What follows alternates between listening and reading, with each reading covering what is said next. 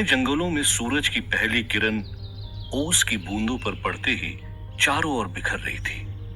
महकते हुए फूलों की खुशबू, चिड़ियों के चहचहाने के बीच हरी हरी घास पर लेटा हुआ यादव अचानक से अपनी आंखें खोलता है। वो सहमा हुआ था, ऐसे मानो जैसे कोई बुरा सपना देखा हो। जलने के निशान अभी भी उसके शरीर पर थे। उसी दर्द से तड़पते हुए यादव खड़ा होकर अपनी चारों तरफ देखने लगता है। कहां जाना है, क्या करना है, वो कुछ समझ नहीं पा रहा था। यादव जानता था नरकदूत से किए वादे को वो निभा नहीं पाया। अब किस मुंह से उसके सामने जाएगा, इसलिए उसने छिपने के लिए अपना ठिकाना शमशान से सटे इस जंगल में बना लिया था। यादव ने झल्लाते हुए कहा, अब बस बहुत हो गया। जिस इंसान ने मेरी जिंदगी नरक बना दी, उससे बदला लेकर रहूंगा। यादव के मन में चल रहा था कि वो फिर से राहुल के इस जिस्म को जला दे, पर वो तैयार नहीं था राहुल से दोबारा टकराने के लिए। बेचारा यादव इस बात से बेखबर था कि जिस राहुल की शक्तियों से वो अभी भिड़ना नहीं चाहता था, उस राहुल के जिस्म से नरकदूत ने शक्ति का कण कण चूस लिया था। बेबस इंसानों की तरह राहुल के सर पर एक नहीं बल्कि 10-10 बंदूकें तनी हुई थी। अजंता में भी सुबह हो चुकी थी, पर नायडू ये देखकर हैरान था कि राहुल अपनी जगह से हिल नहीं रहा था। ना ही अब तक राहुल ने भागने की कोई कोशिश की और ना ही उन पर अब तक वार किया। नायडू समझ चुका था कुछ तो गड़बड़ है। राहुल भी समझ चुका था कि उसकी शक्तियां अब उसके साथ नहीं थी, इसलिए कोशिश करना भी बेकार था। गन हाथ में लिए नायडू राहुल के पास आता है और गहरी आवाज में उससे पूछता है, हुआ क्या यहां? कमिश्नर को क्यों मारा तूने? राहुल बस चुपचाप नायडू को घूरे जा रहा था। उसके पास नायडू के सभी सवालों के जवाब थे, पर वो जानता था अगर पुलिस वालों को अंदाजा हो गया कि उसके पास उसकी शक्तियां नहीं हैं, तो वो उसे छोड़ेंगे नहीं। राहुल ने चुप रहकर अपने भय का माहौल बनाए रखने का शातिर प्लान बना लिया था। तभी एक कांस्टेबल ने नायडू के पास आकर कहा, सर, आपसे कुछ बात करनी है, 2 मिनट साइड में आएंगे? नायडू सर हिलाते हुए उस कांस्टेबल के साथ कोने में गया। कांस्टेबल ने हैरानी से पूछा, साहब, ये कुछ कर क्यों नहीं रहा है, ना कुछ कह रहा है, इतनी देर से बस हमें घूरे जा रहा है। इससे तो हम मार पीट के सच उगलवा भी नहीं सकते। नायडू ने सोचते हुए कहा, कल रात इस घर में भयानक कांड हुआ है। इस घर में कुछ तो है जो ये राहुल लेने आया था, और ये भी साफ है कि वो उसे मिला नहीं। कांस्टेबल ने पूछा, तो साहब, इसका आप करें क्या? नायडू गहरी सोच में था। राहुल की चुप्पी ने उसे और परेशान कर दिया था, और तभी नायडू ने कांस्टेबल की तरफ पलटते हुए कहा, इसे इस घर से दूर वापस येड़वाड़ा जेल ले जाओ। कांस्टेबल ने चौंक के पूछा, पर साहब, अगर इसने हम पर फिर से हमला कर दिया तो? नायडू ने हंसते हुए कहा, अगर हमला करना होता तो ये तेरी परमिशन का इंतजार नहीं करता। जाओ, डालो इसे जीप में और ले जाओ पुणे। तब तक मैं पता लगाता हूं इस घर में आखिर हुआ क्या था, क्यों ये घर इतना जरूरी है राहुल के लिए। कांस्टेबल राहुल तक पहुंचकर अपने बाकी पुलिस वालों की तरफ इशारा करता है। हिम्मत जुटाकर 4 पुलिस वाले आगे आते हैं। इन सब के मन में मौत का डर था, फिर भी नायडू के कहने पर कांपते हुए हाथों से राहुल को पकड़ा। राहुल ने बीच वाले कांस्टेबल को घूर कर देखा और वो डर के जमीन पर गिर गया। राहुल जोर जोर से हंसे जा रहा था।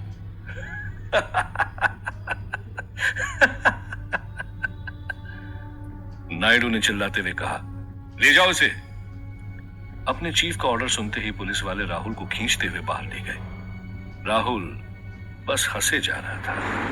राहुल के लिए इन पुलिस वालों के दिल में उसका डर बनाए रखना उसकी जिंदगी के लिए जरूरी था। किसी और को पता हो या ना हो, राहुल तो अंदर ही अंदर जानता था कि अब वो इन लोगों की तरह आम इंसान बन चुका था। राहुल के जाते ही नायडू पुलिस कमिश्नर की मुर्दा जिस्म के पास आया और उसे बारीकी से देखने लगा। नायडू को कमिश्नर के जिस्म पर एक भी चोट का निशान नहीं मिला। नायडू सोच में पड़ गया, आखिर कमिश्नर को क्यों और कैसे मारा। पुलिस कांस्टेबल ने राहुल को जीप में डालकर लॉक करते हुए चैन की सांस ली। पुलिस की वो जीप राहुल को बिठाए पुणे की तरफ निकल चुकी थी। चैन की सांस तो राहुल ने भी ले ली थी, पर उसका जिस्म आम इंसानों की तरह दर्द से टूट रहा था। उसकी पलकें भारी हो रही थी। राहुल को नींद आ रही थी और तभी एक गहरी आवाज ने कहा, बहुत थके हुए लग रहे हो। राहुल ने चौंकते हुए इधर उधर देखा तो पता चला कि इस गाड़ी में वो अकेला नहीं था। गाड़ी के दूसरे कोने में सफेद दाढ़ी में 40-50 साल की उम्र का एक आदमी नारंगी धोती कुर्ते में बाबाओं के जैसे वस्त्र पहने हुए बैठा था। उस आदमी ने फिर से कहा, तुम्हारे जिस्म से अजीब सी बदबू आ रही है। ये जिस्म की बदबू नहीं बल्कि शक्तियों की गंध है। पर अजीब बात है, शक्ति तो तुम्हारे अंदर है नहीं। हाँ, ऐसा लग रहा है जैसे कुछ देर पहले ही शक्तियों से भरे कलश को किसी ने खाली कर दिया है। राहुल ने सर हिलाते हुए पूछा, बहुत ज्ञान है आपको शक्तियों का। बाबा ने मुंह बनाते हुए कहा, बेटा, इस दुनिया में दो ही तरह के लोग हैं, एक वो जिनके पास शक्तियां हैं, दूसरे वो जो इन शक्तियों को छीनना चाहते हैं। राहुल ने पूछा, तो आप किस तरह के इंसान हैं? बाबा ने हंसते हुए कहा, मैं तीसरी तरह का इंसान हूं, जो इसी फिराक में रहता है कि कहीं से थोड़ी सी शक्ति मिले और उसे ग्रहण कर लूं। ठीक वैसा ही जैसा वो पुलिस कमिश्नर था। कमिश्नर का नाम सुनते ही राहुल चौंक जाता है और हैरानी से पूछता है, आप कमिश्नर के बारे में कैसे जानते हैं? बाबा ने गहरी आवाज में कहा, मुझे सब पता है, बस ये नहीं जानता कि तुम्हें इन शक्तियों की इतनी जरूरत क्यों है। राहुल ने उदासी से कहा, मुझे कोई फर्क नहीं पड़ता शक्तियों से, मुझे तो बस अपना जिस्म वापस चाहिए। बाबा अब उठकर राहुल के पास आकर बैठ गया था और उसे घूरते हुए कहा, अगर कोई चीज तुम्हें मिल नहीं रही, इसका मतलब है कि तुम गलत दिशा में उसे ढूंढ रहे हो। राहुल ने गुस्से में कहा, अगर इतना सब पता ही है तो आप पुलिस के हाथ कैसे चढ़ गए? राहुल की इस बात पर बाबा हंस पड़ा और हंसते हुए कहा, क्योंकि मैं भी कभी तुम्हारी तरह ही था, गलत दिशा में सही चीज ढूंढ रहा था। एक शख्स को जादू सिखाने की भारी कीमत चुकाई है मैंने। राहुल ने उत्सुकता से पूछा, जादू? कैसा जादू? बाबा ने कहा, इंसान को चूहा और चूहे को इंसान बनाने वाला जादू। ये सुनते ही राहुल सोच में पड़ गया। नायडू ने कांस्टेबल को बुलाकर कहा, इस बॉडी को पोस्टमार्टम के लिए ले जाओ और मुझे जानना है कि कमिश्नर के साथ क्या हुआ था। नायडू कांस्टेबल को बता ही रहा था कि तभी बाहर से एक जोर की आवाज आती है, पोस्टमार्टम की जरूरत नहीं पड़ेगी साहब, मैं जानता हूं कल रात यहाँ पे क्या हुआ था। नायडू ने हैरानी के साथ बाहर देखा तो एक शख्स बैसाखी के सहारे लंगड़ाता हुआ अंदर की तरफ आ रहा था और तभी एक हवलदार ने उस शख्स को बाहर ही रोक लिया। नायडू ने हवलदार की तरफ इशारा करते हुए कहा, आने दो उसे अंदर। मैली सी चादर से लिपटा हुआ वो शख्स अंदर आते ही नायडू के सामने रो पड़ता है। नायडू उसे संभालते हुए पूछता है, बताओ बताओ क्या देखा तुमने? ये शख्स कोई और नहीं बल्कि मास्टर ही था, जो बहरूपिया बनकर पुलिस वालों के सामने आया था। मास्टर ने इधर उधर झांकते हुए कहा, साहब, मैं तो गरीब आदमी हूं। सुनसान घर था तो इसी के लिए बाहर सोया करता था। कल रात वो लोग आए और उस कमरे के अंदर। ये कहता हुआ मास्टर आगे चल पड़ा और ठीक उसी जगह जाकर खड़ा हो गया जहां से कल रात राहुल गड्ढे में गिरा था। वहां बना निशान मास्टर अभी भी देख सकता था। नायडू ने पूछा, बताओ क्या हुआ यहां? मास्टर ने कहा, वो कमिश्नर यहीं खड़ा था, ठीक इसी जगह है। ये कहता हुआ मास्टर उस निशान पर लेट गया और उसे सूंघने लगा। मास्टर समझ गया था कि जो उसे चाहिए था अब वो मंजिल दूर नहीं, यही तो पता करने आया था वो। नायडू के सब्र का बांध टूट रहा था और गुस्से से झल्लाते हुए उसने पूछा, हुआ क्या, ये तो बता। मास्टर ने हंसते हुए कहा, वो लोग नाच रहे थे, गा रहे थे।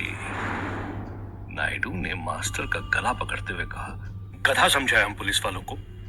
मस्ती चल रही है यहां? पर मास्टर को नायडू पर कोई गुस्सा नहीं आया। आखिर उसका काम तो हो गया था। और फिर अचानक मास्टर बेहोश होने का नाटक करते हुए जमीन पे गिर गया। नायडू ने हवलदार की तरफ इशारा करते हुए कहा, ले जाओ इसे हॉस्पिटल, लगता है कोई पागल है। पर मास्टर बंद आंखों से मन ही मन मुस्कुरा रहा था। हवलदार ने जब बाहर ले जाकर मास्टर को दूसरी गाड़ी में बिठाया तो मौका देखते ही मास्टर वहां से निकल गया। चलते चलते मास्टर ने अपनी दाढ़ी निकाली और देखते ही देखते उसका बायां पांव फिर से उगने लगा। मास्टर के चेहरे पर एक शैतानी मुस्कान थी और उसके पीछे रेंगते हुए पिंजरे के अंदर चल रहे थे मास्टर के सैकड़ों चूहे। चलती हुई गाड़ी में राहुल भी सोच में डूबा हुआ था। बाबा की कही हर बात राहुल के दिमाग में घूम रही थी और तभी राहुल को एहसास हुआ बाबा सच कह रहे हैं। वो आज तक गलत दिशा में भाग रहा था। यादव के जिस्म में राहुल को डालने वाला नरक दूत ही था, तो वही राहुल को दोबारा उसके जिस्म में भेज सकता था। राहुल किसी भी कीमत में नरक दूत तक पहुंचना चाहता था और तभी अचानक से पुलिस की वो जीप रुकती है। खिड़की से झांकते हुए राहुल देखता है कि उसकी मंजिल तो नरकदूत की गुफा है, पर वो पहुंच गया था पुणे के उसी येड़वाड़ा जेल में। राहुल ने बाबा की तरफ देखते हुए कहा, बाबा, मुझे यहां से निकलना है, अभी के अभी। बाबा ने सर हिलाते हुए कहा, मैं तुम्हारी कोई मदद नहीं कर सकता। अपना रास्ता तुम्हें स्वयं बनाना होगा। राहुल की शक्तियां अगर उसके पास होती तो यहां से निकलना उसके लिए बच्चों का खेल था, पर अब उसे शक्तियों से नहीं बल्कि अपने दिमाग का इस्तेमाल करके यहां से निकलना था। राहुल कुछ सोच पाता कि तभी कुछ हवलदारों ने आकर बाबा और राहुल को पकड़ लिया और जेल के अंदर ले जाने लगे। राहुल के दिमाग में बस एक ही सवाल चल रहा था, किसी भी कीमत में यहां से निकलना है। मास्टर अपने चूहों के साथ अजंता की वादियों में चल ही रहा था कि वो अचानक से रुक गया। पलटकर उसने पिंजरे की तरफ देखा और उसे खोलकर सबसे बड़े चूहे को अपनी उंगलियों से उछाल कर अपने हाथ पर बिठा लिया। हंसते हुए मास्टर ने कहा, मेरे हुक्म का इक्का है तू, वक्त आ गया है तेरा इस्तेमाल करने का। ये कहते हुए मास्टर ने उस चूहे को हवा में फेंका और देखते ही देखते वो चूहा आयशा में तब्दील हो गया। आयशा निर्वस्त्र जमीन पर गिरते ही उसने अपने तन को अपने हाथों से ढक लिया। मास्टर ने हंसते हुए एक कपड़ा आयशा की तरफ फेंका, जिसे आयशा ने फौरन अपने जिस्म से लपेट लिया। आयशा मास्टर के सामने गिड़गिड़ाने लगी, मुझे जाने दो। मास्टर ने आयशा के करीब आते हुए कहा, यही होता है जब बिना पंख का पक्षी हवा में उड़ने की कोशिश करता है। देखो, मुझे मारने की हिम्मत ने तुम्हें कितना बुज़दिल बना दिया। आयशा की बेबसी को देखते हुए मास्टर ने कहा, एक रास्ता है इस पक्षी के पंख लौटाने का। बस मेरा एक काम करना होगा और फिर तुम आजाद हो। आयशा ने उत्सुकता से पूछा, क्या करना होगा? मास्टर ने हंसते हुए कहा, बस वही करना है जो तुम आज तक करती आई हो। तुम्हारे यार राहुल के साथ एक खेल खेलना होगा। राहुल का नाम सुनते ही आयशा चौंक उठी और सिर हिलाते हुए कहा, नहीं, आज तक मैंने राहुल को सिर्फ धोखा ही दिया है, अब और नहीं। मास्टर ने गुस्से में चिल्लाते हुए कहा, तो ठीक है, जिंदगी भर चूहा बनकर मेरी गुलामी करना। ये कहते ही मास्टर ने अपनी उंगली आयशा की तरफ उठाई और आयशा ने अपने घुटनों पर गिरते हुए मास्टर के सामने हाथ जोड़ लिए।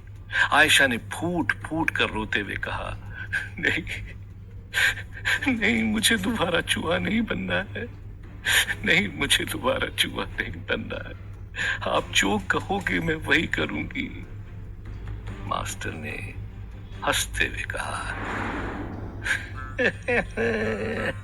तो ठीक है, तैयार हो जा राहुल से प्यार करने के लिए। बस तेरा एक ही मकसद है, कैसे भी राहुल को मेरे पास लाना। मेरे मास्टर प्लान की अगली कड़ी के लिए मुझे राहुल किसी भी हाल में चाहिए। राहुल भी पुणे की यड़वाड़ा जेल के सबसे मजबूत जेल की कोठरी में खड़ा यही सोच रहा था कि उसे किसी भी हाल में नरकदूत तक पहुंचना है। और तभी उस कोठरी का दरवाजा खुलता है और अंदर आता है उस जेल का जेलर, जो राहुल की तरफ गुस्से से घूरता है। जेलर के पीछे 5 और ऑफिसर्स, जिनके हाथों में आधुनिक गन्स थी, और ये गन्स राहुल की तरफ उठी हुई थी। जेलर ने राहुल के ठीक सामने खड़े होकर उसकी आंखों में झांक कर पूछा, आज मुझे सब जानना है, क्यों तूने मिनिस्टर को मारा? क्यों तू यहां महिपाल को बचाने आया था? राहुल ने हंसते हुए कहा, तेरी हिम्मत की दाद देता हूं जो तू मुझसे यह सवाल पूछ पाया। डर नहीं लगता तुझे मुझसे? जेलर ने तंज कसते हुए कहा, अब तेरे अंदर डरने जैसा कुछ बचा नहीं। अगर ताकत होती तो इस जेल में तू दोबारा नहीं आता। ये सुनते ही राहुल जोर जोर से हंसने लगा और हंसते हुए कहा,